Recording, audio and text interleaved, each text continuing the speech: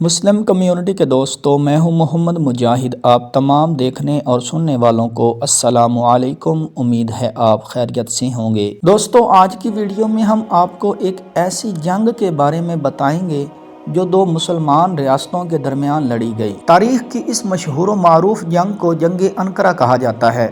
یہ جنگ 20 جولائی 1402 عیسوی کو تیموری سلطنت کے بانی امیر تیمور اور عثمانی سلطان بایزید یلدرم کے درمیان لڑی گئی۔ دوستو، جنگ نیکوپلس میں سلطنت عثمانیہ کے سلطان بایزید اول نے صلیبی فوج کے خلاف شاندار فتح پائی، لیکن اس کے تقریباً 6 برس بعد 20 جولائی 1402 عیسوی کو جنگ انقرہ میں اسے امیر تیمور کے ہاتھوں ہزیمت کا سامنا کرنا پڑا۔ امیر تیمور نے اپنے دور کی بہت بڑی طاقت کو بہتر حکمت عملی سے شکست دی۔ وہ کامیاب جنگجو، سپہ سالار اور حملہ آور تھا۔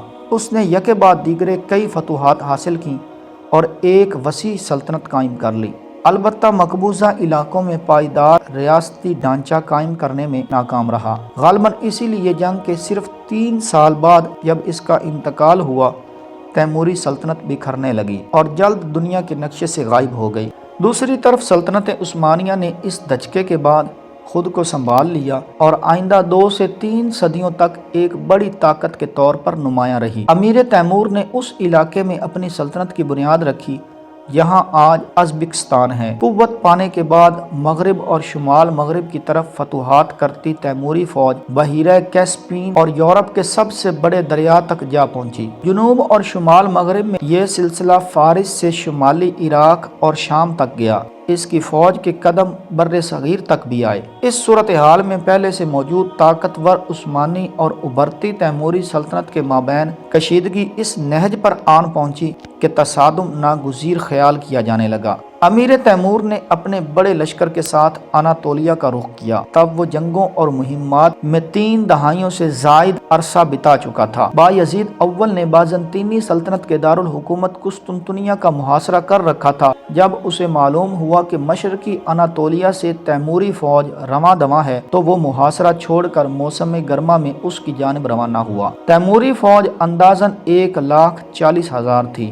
جس میں زیادہ تر گھڑ سوار تھے۔ اس میں 32 جنگی ہاتھی بھی شامل تھے۔ بایزید اول کی فوج تقریباً 85,000 پر مشتمل تھی۔ عثمانی لشکر میں دائیں جانب شہزادہ سلیمان کی سربراہی میں گھڑ سوار اناطولی سپاہی اور تاتاری تھے۔ وسط میں ینیچری اور اعلیٰ تربیت یافتہ سپاہی تھے، جن کی قیادت بایزید اول اور اس کے بیٹے چلبی محمد کے ہاتھ میں تھی۔ میدان جنگ میں پہنچتے ہی عثمانی فوج گرمی، پیاس اور تھکاوٹ سے نڈال ہو چکی تھی۔ بایزید اول تیموری حملے سے تنگ آ چکا تھا، اس لیے اس نے افواج کو آرام کا وقت بھی نہ دیا۔ بایزید اول کو جرنیلوں نے مشورہ دیا کہ دفاعی حکمت عملی اختیار کی جائے۔ سلطان بایزید یلدرم، جسے آسمانی بجلی کا لقب ملا تھا، اس نے مشورہ رد کر دیا اور حملے کے لیے آگے بڑھا۔ دوسری طرف روایت کے برعکس امیر تیمور نے دفاعی حکمت عملی اپنائی۔ تیموری فوج میں مرکزی حصے کی کمان تیمور کے ہاتھ میں تھی اور اس کے بیٹے میران اور شاہ رخ بالترتیب دائیں اور بائیں جانب کے دستوں کی کمان کر رہے تھے۔ اس کا بھتیجا ہر اول دستے کی قیادت کر رہا تھا۔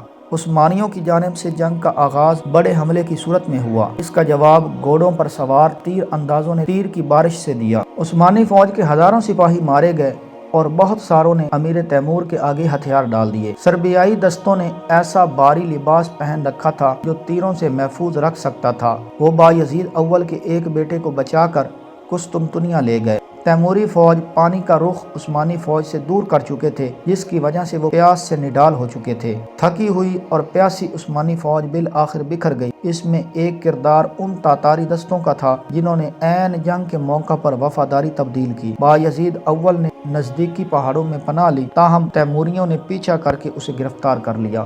کہا جاتا ہے کہ تیمور نے سلطان کو سونے کے پنجرے میں قید کیا اور کچھ عرصہ بعد وہ دوران قید جان کی بازی ہار گیا، لیکن تاریخ میں اس کی کوئی حقیقت نہیں ملتی۔ بایزید اول وہ واحد عثمانی سلطان تھا جو دشمنوں کے ہاتھوں میں قید ہوا تھا۔ اس شکست کے بعد بایزید کے ایک بیٹے محمد اول نے سلطنت کی گزشتہ عظمت کو دوبارہ بحال کیا۔